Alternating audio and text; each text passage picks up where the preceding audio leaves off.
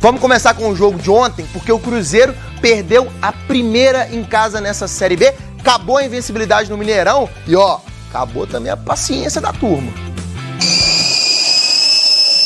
Vermelho pro Edu. Tá todo mundo com o nervo à flor da pele, né? Tá difícil de entender o porquê o nervosismo, Henrique.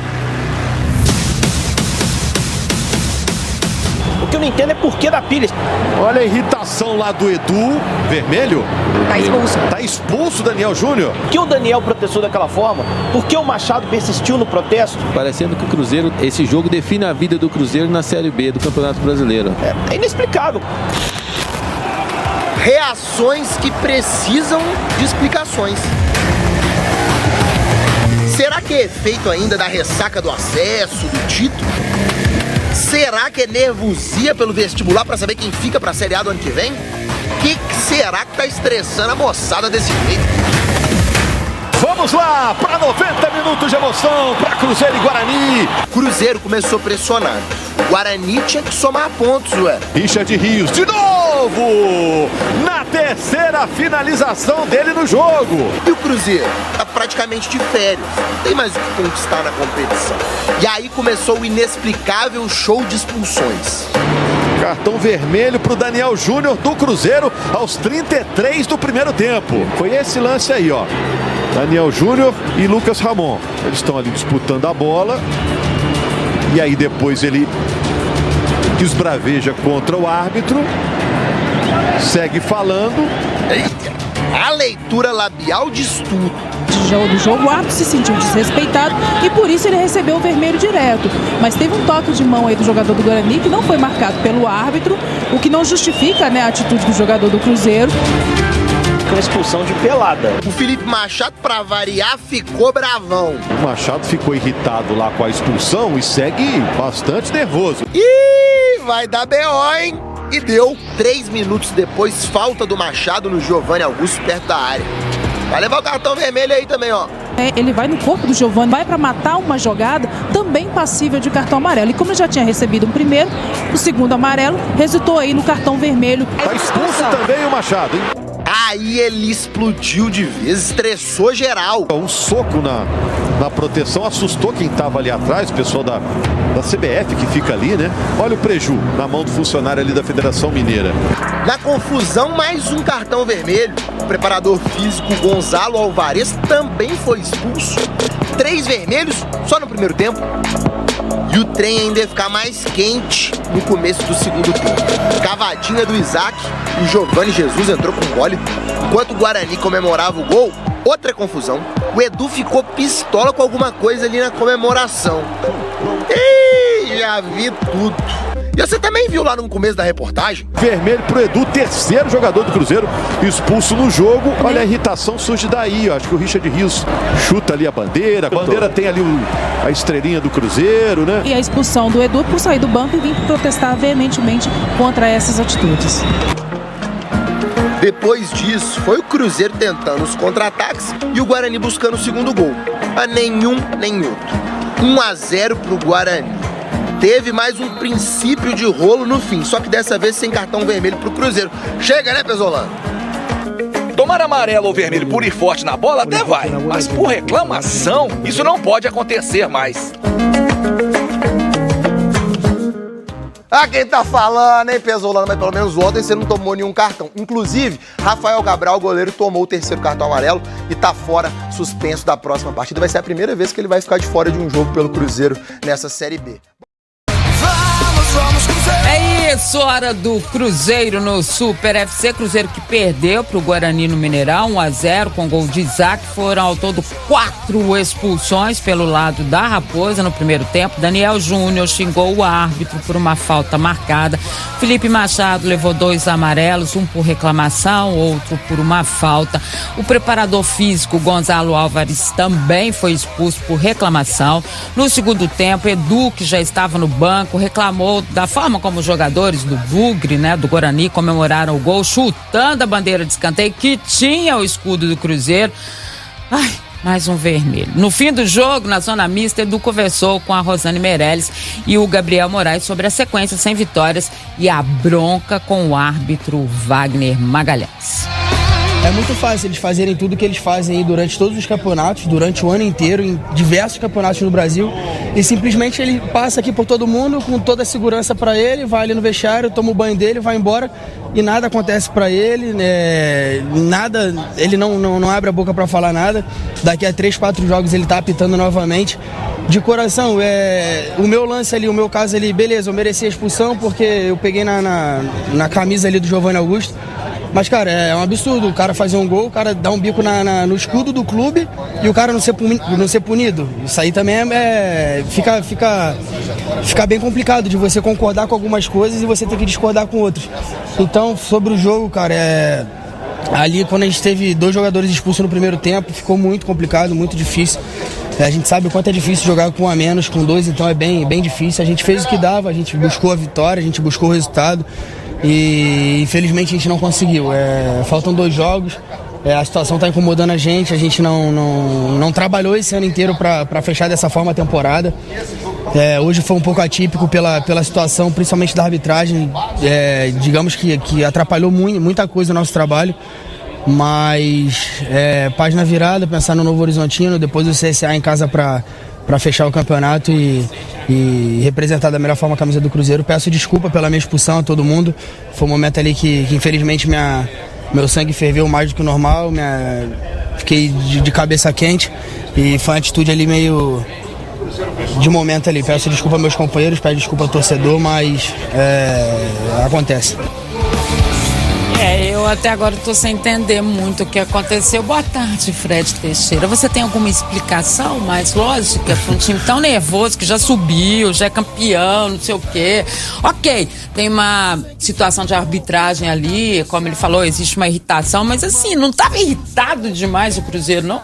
Boa tarde, Dimara, Pedro, Léo, amigos ouvintes. Realmente o Cruzeiro entrou numa pilha desnecessária, né? Para uma equipe que já é campeã, já conquistou acesso com antecedência. Realmente não deu para entender muito por que todo esse nervosismo do elenco cruzeirense. Claro que no decorrer da partida a arbitragem foi enervando sim os jogadores, ok, mas desde o início o Cruzeiro já entrou em campo com esse nervosismo excessivo. Muito. E o Cruzeiro, a cada momento que via o Guarani, que começou melhor, pressionando, tendo oportunidades de gol, acho que o Cruzeiro foi ficando mais nervoso ainda, porque não conseguia fazer o seu futebol, não conseguia executar o seu futebol.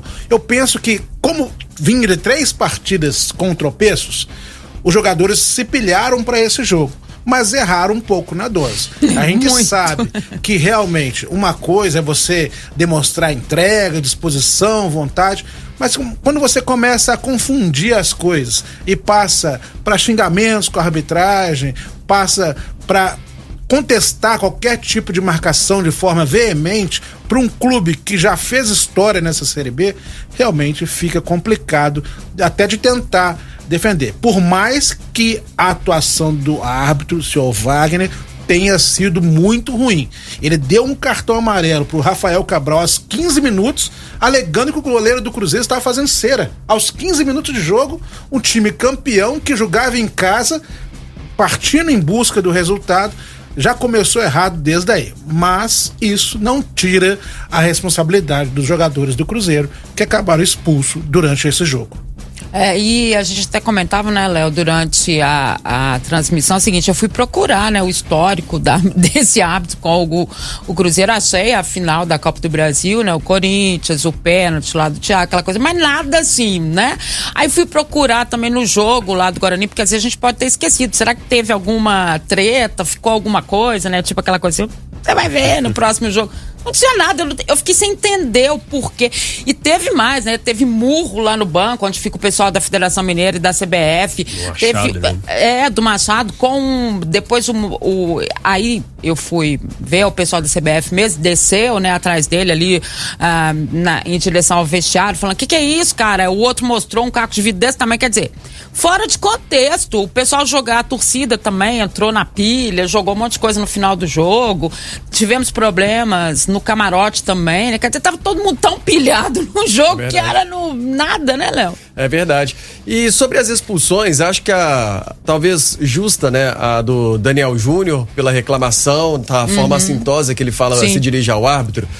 Outro dia eu vi uma declaração do capitão do Avaí, ele estava reclamando que o Daronco estava destratando alguns jogadores.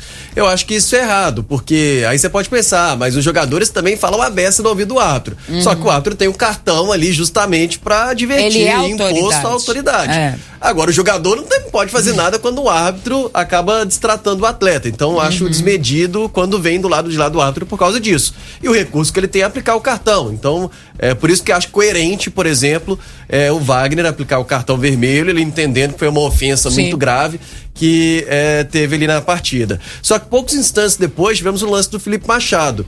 E a sensação que eu tive, até você teve uma sensação que foi pela reclamação do Felipe Machado, né? Confesso que eu não tive essa sensação, fiquei pela sensação da falta mesmo que ele deu o cartão amarelo no Machado. E aí já era o segundo.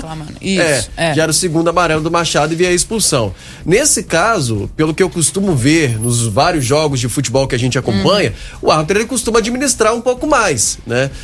Óbvio, quando tem que expulsar, tem que dar amarelo, mas não é uma situação tão grave. Pra mim a falta nem foi pra amarelo, ele poderia pesar um pouco. Talvez a reclamação dele tenha vindo disso, né? Mas é que foi a coisa foi tão assim, e levanta o braço, não sei o quê, que o jogador também tem que ter consciência, né? Pedro, Léo, Fred, o seguinte, como é a arbitragem? Você sabe que por várias vezes a gente vê clubes trazendo árbitros ou pessoal da CBF para explicar para eles mais ou menos, olha, é assim, olha, tem isso. Você tem que saber quem é o árbitro, qual que é o temperamento deles, faz parte de estudar um jogo, de saber. Eu olhei, ele não apita o jogo do Cruzeiro tem muito tempo, nem nessa temporada, nem na temporada passada ele apitou o jogo do Cruzeiro. Mas você tem que saber pelo menos qual é a história. Você vai sair gritando pra cima do árbitro, é óbvio que ele vai a autoridade, né? Então, assim, é esse jogo que eu não entendi. E acho que nem o Pesolano entendeu, porque quando ele fala, a gente vai mostrar daqui a pouco, né, sobre essa questão de não querer falar especificamente sobre a arbitragem e mais falar da campanha que o Cruzeiro fez, gente, histórica, né? O Cruzeiro tem 72 pontos. Né? E quanto tempo ele já subiu, há quanto tempo ele conquistou o título? Quer dizer, o jogador tem que ter equilíbrio também. Tem que ter equilíbrio, faz parte da carreira isso, faz parte, o equilíbrio faz parte. É verdade. Vamos lá agora então, ouvir o técnico Paulo Pesolano. Ele não comentou sobre o comportamento das expulsões, preferiu parabenizar o grupo pela campanha histórica na Série B. Darle parabéns de novo aos jogadores, los que ficaram dentro do campo, los que hoje não lhe tocou jogar. Tudo porque eles fizeram que fique na história, por mais que seja Série B. Somos o equipo que ascendiu e saiu campeão com muitas rodadas de antecipação. Mas é o único que posso falar. Orgulhoso deles, orgulhoso de todo o equipo de trabalho e que Cruzeiro massacrou o campeonato. É o único que quero falar. Hoje foi um jogo diferente, que nós queríamos ganhar, mas fica um aprendizagem grande. Se Machado fez alguma coisa, se Daniel fez alguma coisa, fica um aprendizagem grande para eles, como falei, e para todos. E o Pesolano respondeu também se depois de ganhar o título e o acesso à Série A, está faltando motivação. Impossível estar desmotivado. Quando você viste a camisa Cruzeiro, quando se para no Mineirão, quando está a torcida que está, e você ganhou tudo, se estamos desmotivados, estamos loucos, estamos mal. Si estamos desmotivados. Lo que falei, es como una garrafa con presión, ¿sí? Nós generamos, eu sou uma pessoa que genero muita tensão no dia a dia, nos jogos, e genero que eles saquen mais de lo que podem. Quando ascendiu e saiu campeão, essa pressão foi como liberaram. Acho que foi isso mesmo. A pressão fez. E aí só que esvaziou demais, né? Daí não conseguiu nenhuma vitória, nem nada, né? É verdade.